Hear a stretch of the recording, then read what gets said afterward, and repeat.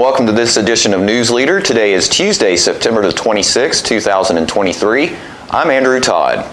In tonight's news, the Tullahoma High School Wildcats extend their winning streak, THS held homecoming, and the Don't Drive Drowsy Foundation has some good advice for teens. We'll have all these stories and more on tonight's News Leader. Hi, my name is Ringo, here at Barkview Senior Living. They're human-friendly. That's why I love it here, and so does my senior human. When they want a bite, they get chef-prepared meals, and so do I. Movies in the theater, day trips, walks on the trail, and other senior humans to play with. The grass and the grounds are exquisite. It's everything my human needs to be healthy and active. Barkview. A Parkview Senior Living. For your dog's best friend, you. Join the Kiwanis Club of the Highland Rim as we present the 13th annual 41A Music Festival, returning to downtown Tullahoma September 29th and 30th. 2 days of music, food trucks, Kid Zone, downtown merchant specials, and beer to wet your whistle. Brought to you by Miller Lite, Michelob Ultra, NAS, and other great community partners. All proceeds benefit local children's charities. Visit 41A Music Festival, Highland Rim Kiwanis on Facebook to learn more. See you in downtown Tullahoma September 29th and 30th. Welcome back. The Tullahoma Wildcats have extended their winning streak after this weekend's win over Columbia Central. Tullahoma is now 4-2 in Coach Coy Sisk's second season at the helm. Coach Sisk and News Leader's John Gray broke down the game on Saturday's fifth quarter show. After a great win last night over Columbia, coming in here to visit on homecoming week, and I know as we've talked about in the past, homecoming week brings about problems of its own just because of all the activities. You know, Kate gets these kids' minds off of football and onto those pretty little girls in those dresses and flowers and all that kind of stuff. But our Tullahoma Wildcat football team showed up last night full force and ended up with a victory in a very, very, very important football game. Oh, no doubt. You know, homecoming week, we talked to our guys about it. Hey, enjoy the festivities, enjoy it, because, hey, you don't get many of them. And you're not guaranteed very many of them. But the main focus is, hey, everybody wants to have a good time at homecoming, but it's not a lot of fun if you lose the football game. No. So you want to do the job and win the football game. Our guys handled it amazing, and I think they enjoyed themselves during homecoming. Well, it was obvious, by the way, you know, last night it seemed like, and we talk, and you're real good, and John Ollie was good about this as well, as our job is to get better. Every week, get better. Play together, learn each other, learn the new tricks that the coaches are putting in to help us win these ball games and get better. And last night, these guys, probably in my mind, played probably about the best ball game they've played all year. You know, overall. Every week you and I talk about different facets of the game, and one always being the offensive front. And I always say that these guys have started something in November and that they're getting better every week. Last night, as a whole, our offensive and defensive front played over their heads and probably played the best ball game they have so far. It's something that us as coaches are able to see Monday through Thursday, but the public doesn't get to see Monday through Thursday. And last night, I thought the offensive and defensive front actually showcased what they're capable of doing. Well, you know, Columbia had number one, I was over there about 5 o'clock. I like to go early and sit on the bench down on the track and watch the opposing team and our team come out and warm up and all of that. And they were a big football team, and they had some talented athletes. Their skill players were out first, and they got a bunch of good-looking kids. They're back to, I think Columbia's atmosphere hasn't changed since we were together with them last time. Since we've been used to playing, Columbia's always got big physical kids, and also they're extremely athletic. And last night was absolutely no different. Yeah. I mean, they had size, they had speed, hey, they had good coaching. But real proud of our kids, hey, by going in and executing and doing the things that we did, because we made some changes last night, and that's part of being a good football team, is being able to keep what you have and continue to get better at it, and to be able to add new wrinkles and execute those new wrinkles as you go. And, even though a lot of these kids have played together for a while, there's always new kids in, there's always new things happening, and you can't expect them to be at week 1, 2, and 3 what they need to be week 7, 8, and 9. And they grow. And last night was one of those games you see sort of mid-season where you see an awakening. Well, hey, we can do this. They've had confidence. They've been in some tough games, and especially in those first 3 weeks. And then we faltered a little bit, and then got back on track. And look, we don't want to peak at the wrong time. If we're the same football team in week 10 as we are here right now, then we haven't done our job as a coaching staff. Right. So we want to continue to get better week in, week out, something that we stress heavy to our kids, and something that I think they take pride in doing. Well, it's obvious they were proud last night, and we're proud of them. It's just, I'm real proud to see our offensive guys starting to move those white jerseys backwards. Something that we've worked on, and I've been a part of being able to watch that. And those guys, Coach Goodman, Coach Lemon, Coach Sudbury, they coached that offensive front. And last night, they were actually able to get those bodies. They call it taking over real estate. Taking over real estate. Really tough on Chadwick right here from the left hash. Columbia times this one up about as good as you can. And he's got to push it that way right into where they're going, where they're coming from. And tough situation right there, but real proud of him. Keep talking, I'm chewing. Yeah, well, I'm real proud of him because he doesn't allow those things to get him down, I knew it was a tough situation that we stuck him in right there. Yeah. But What'd you do? 2 seconds left. I say, we'll go ahead and take a shot at it right here and go in at halftime with the lead. Pick up that extra 2 points. Hey, but we're in control right now. Right. And what, they get the ball to start off with? Yes, sir. Yes, sir. We'll go from there.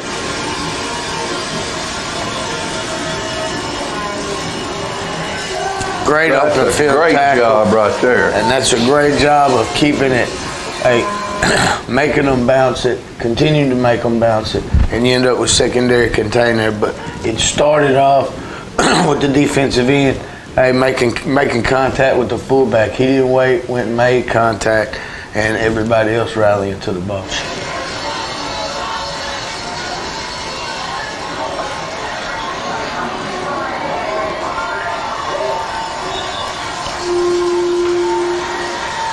And Bunch right there comes up with the interception, and that'll put that one away. Coach, that's a big ball game. Great, giant ball game. But hats off to our kids. Because they worked hard during practice, and they executed, and that's the name of the game. So, hey, they won that ball game Monday through Thursday, and we talk about the standard from time to time. So we set a standard that we have to meet every week. We uphold that standard Monday through Thursday, and then on Friday we raise the bar again. All right, and we set a new standard for ourselves and our opponents. So week to week again. So that puts us now, what, 4-2? Yes, sir. 4-2, and we're what in the region? 2-1 in the region. 2-1 in the region. We don't have anybody undefeated in the region, do we? Right now, Shelbyville's the only one. Still undefeated. Mm-hmm. So everything's looking pretty good. Hey, for right now, well, we control our own destiny. After these messages, we'll be right back. We teach Parkinson's patients how to move big and not let the Parkinson's slow them down. I've had patients I've treated in-house that could not even stand up, could not roll over in the bed, left the facility walking with a walker, have come back to us in outpatient and continued their big program and are now completely, handling life. The success of the program is just phenomenal. Let us champion your recovery. Life Care Center of Tullahoma. Hi there, this is Terry Stroop, Stroop's Accurate Refrigeration. Summer's about to wind down, fall's right around the corner. It's time to get signed up for your fall maintenance checks, and let's get out and support our local high school football this year. Let's go, Cats! Welcome back. This weekend was also homecoming at Tullahoma High School. We now bring you video of the homecoming court making their entrance before the game. Represents the freshman class. Alex Bobo representing the sophomore class. Joshua Jones represents the junior class. Levi Dykes, Ethan Hargrove are escorting the senior attendants. Escorting our THS homecoming queen is Grant Chadwick. The gentlemen are being driven by Ethan's father, Mr. Brett Hargrove, who also owns that fine-looking truck.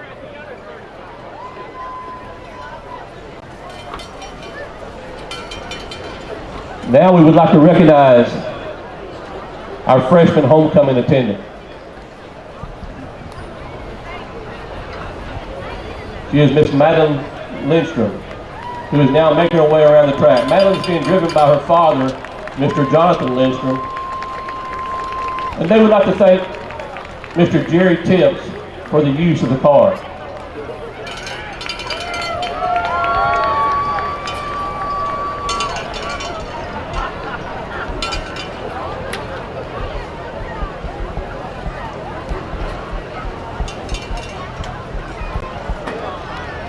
Next is our sophomore attendant, Miss Addison Norman. Miss Norman is being chauffeured by her father, Mr. Ryan Norman. And they would like to thank Mr. Paul Bass Bobo as the owner of the car.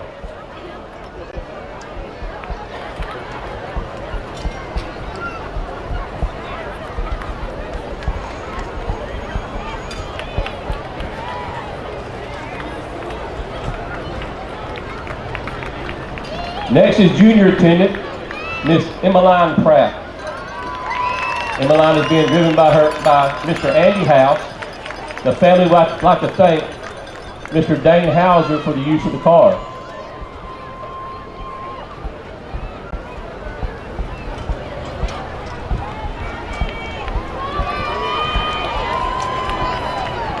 We now recognize our first senior attendant, Miss Abby Lynch, who has been taxied by her father, Mr. Daniel Lynch. Abby and family would like to thank Mr. Danny Lamford for the use of the car.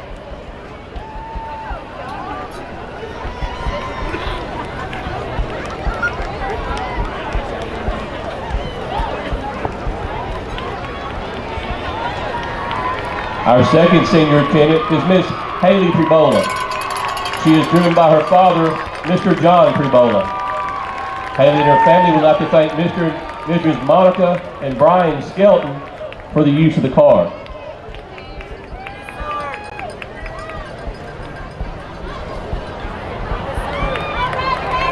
Our flower girl for tonight's ceremony, Miss Marin May. Crown bearer, Mr. Grayson Robinson. Marin and Grayson are being driven around the track by Mr. Miles Sanders. Marin and Grayson and their families would like to thank Mr. Sanders for the use of the car.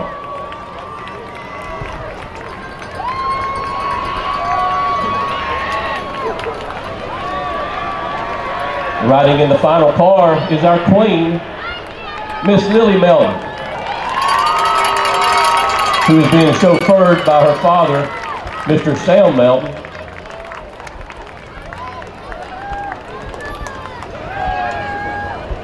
Lily and family would like to thank Mr. Mike Melton for the use of the car.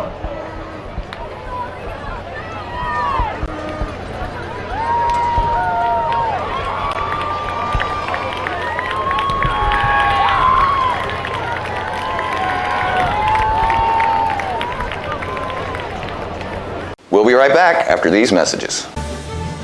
It's not invoice. It's not MSRP. It's not Christmas Day, although it may feel like it. It's the lowest prices in Middle Tennessee, period. It's a Stan McNabb Chrysler Dodge Jeep Ram or Stan McNabb Chevrolet Buick GMC Cadillac before these prices are gone forever. For many senior citizens, life looks like this, but it doesn't have to. When you make your home at Parkview Senior Living, life after retirement takes on a whole new meaning. Daily exercise options, fun outings, happy hour, game nights, movies and popcorn, arts and crafts, enjoying friends over chef-prepared meals. Parkview Senior Living, where you're always home, but you're never home alone. Welcome back. Coffee County Elections Administrator Andy Farah discussed moving voting precinct 9 at the most recent Coffee County Election Commission meeting. The previous location for precinct 9 was the Wilson Avenue Church of Christ in Tullahoma. In late May, representatives from the Wilson Avenue Church of Christ notified the Election Commission they would be closing their doors and selling the building. Administrator Farah looked at several locations within District 9 and requested moving this voting precinct to the D.W. Wilson Community Center. D.W. Wilson is well known to the community and has plenty of parking available. The Coffee County Election Commission passed the motion by unanimous approval. The mission of the Don't Drive Drowsy Foundation is to educate teens on the dangers of driving while sleep impaired and the benefits of a good night's sleep every night. According to the National Highway Traffic Safety Administration, there are 1.2 million drowsy driving crashes each year. A majority of these crashes are committed by teen drivers. Additionally, between 5,000 to 8,000 people are killed each year due to the drowsy driving. 100% of these crashes and deaths are entirely preventable. This video by Lytle highlights his experience of driving drowsy. 2 summers ago, I experienced a crash that could have taken my life. It was a Sunday after church when I went to the lake with my uncle. We went tubing from about 1 to 7. By the time we finished, I felt really tired and weak. I didn't eat enough that day because when you're having so much fun, you don't really want to stop. It was sunset by the time I drove home. I knew I felt drowsy, but I thought, I'm young, it's only a 20-minute drive, and I'll be fine. The last thing I remember was driving across the bridge. Then I felt the impact of a tree, and I passed out. Luckily, my sister got a notification from a GPS tracking app that detected I was in a crash. I didn't think something like this could happen to me, but falling asleep at the wheel could have ended my life. We'll be right back with more news after these messages. We tend to lose our motivation when we have something that's chronic, but you've got to do what you can early on as you can.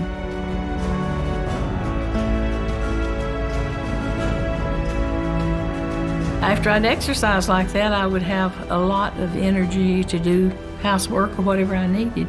Well, I would recommend it highly to anyone at any degree of Parkinson. Let us champion your recovery. Life Care Center of Tullahoma. Hi there, this is Terry Stroop, Stroop's Accurate Refrigeration.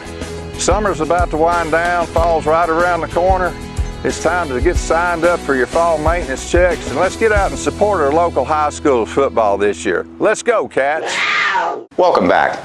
In this week's installment of Coffee County Mayor Jeb Matheny's Mayor's Message, he speaks about his history and what brought him to being mayor of Coffee County. Hello, this is Coffee County Mayor Jeb Matheny. Welcome to the Mayor's Message. Today's going to be a little bit different.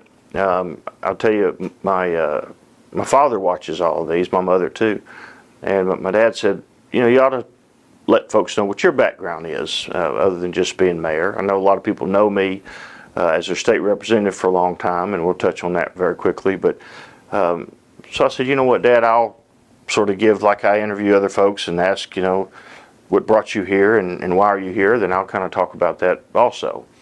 I was born in Knoxville, moved here when I was a year old. My dad was one of the first hires at Motlow. Ended up, you know, living in several places around Tullahoma, and then eventually I moved to West Africa with my father. He accepted a job with the United States Department of USAID, United States Agency for International Development. He's an entomologist, and he worked in Chong, Cameroon, and I was very fortunate to spend almost a full year there with him and then go back several other times and logged some really good time there. Got to see some great places in Europe. And this was when I was 14, 15 years old. It really molded a lot about who I was. When I came back as a sophomore in high school, sort of had reverse culture shock, so I really thought I need to do everything I can to preserve this great nation that we have. So I joined the Army, the Tennessee Army National Guard, the day I turned 17, went to basic training between my junior and senior year of high school, came back, finished high school, then went for my advanced individual training. Then I went to Motlow for a couple years, went to Tennessee Tech for a couple years, eventually received my double majors in criminal justice and political science. I became a reserve deputy in Putnam County when I was 19. When I was 20 years old, I was hired by the city of Baxter as a patrolman. I turned 21 in the police academy in class 640 and spent a couple of years in Baxter, then went to work for the Tennessee Alcoholic Beverage Commission, stationed in Cookeville for about 4.5 years.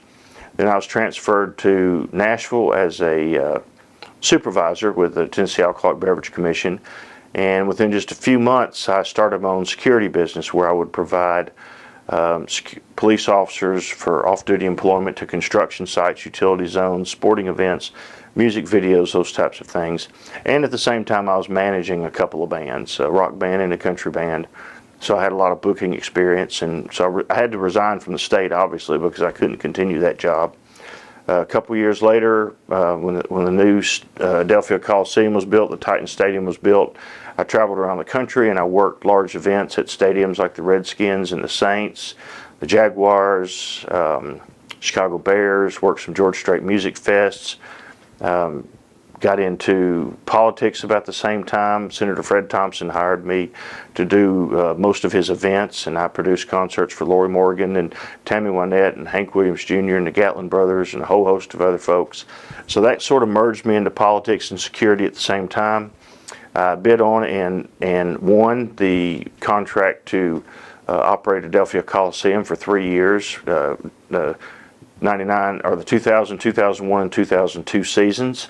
It was an incredible experience running that stadium, and I had 125 officers working with me, and just met some incredible people and did some incredible things. While I was doing that, I ran for state representative here. I was living here and commuting to Nashville to work. I won by 8 points first time out in 2002. In 2003, I was sworn in. Spent a total of 16 years in the legislature. I was chairman of 5 major committees. Sat on about 13 different committees, was Speaker Pro Tem for 2 years. Just had a wonderful time representing this community. Was fortunate enough back then that I could drive back and forth every day because traffic wasn't so bad. I was raising 2 small children who are now 22 and 23. My daughter is a professional photographer and works all kinds of events, and my son is a fishing guide in Alaska and a bear hunting guide and a pilot at 22 years old. Turned 22 a couple days ago, so couldn't be more proud of either one of them. They're doing great. Got out of, retired from being state representative, managed a private company here for about 4 years, almost 4 years. And then got the political bug again when I knew we were going to get the new mega site here, and I knew Coffee County had all the great opportunities coming. It was very intriguing to me, and I knew from my past legislative experiences that I'd helped other communities build mega sites and go through many of the growing pains that Coffee County's going through. So I ran for office, excuse that phone. So I ran for office and was successful in winning the mayor's office. And here we are today. We're a year into it. And about 40 episodes of the Mayor's Message. I've got a great staff up front, got a great group of county commissioners, and I think our committee system is built objectively for any business needs or personal needs you may have or any interaction with the government. And I do realize that you only have one government, so it has to be the best it can be. Customer service has to be great because you can't go down the road like you can with many other things and seek another government. So our door is always open. Everything we do is simulcast live and online, and we try to do absolutely everything right the first time. We're always open to criticisms. We're always open to any ideas. We don't have we don't have all those to ourselves. We need help from the community. So that's kind of how I got here, and love to camp, love to fish, love to kayak, love my animals, love my Coffee County citizens. So come see us up here anytime. Thank you for allowing me the privilege to be your mayor, and we'll see you next time on the Mayor's Message. And don't forget to tune in to this week's Living Show tonight at 6:30 p.m., Thursday morning at 9 a.m., and Thursday, Friday, and Saturday evenings at 6:30 p.m. On this week's show, we'll hear from local historian Jackie Duncan. Alzheimer's Tennessee had their race across the state last week, and we'll have video from Tullahoma's annual ice cream social. All that and more on this week's Living. Stay with us. We'll have your weather forecast right after these messages.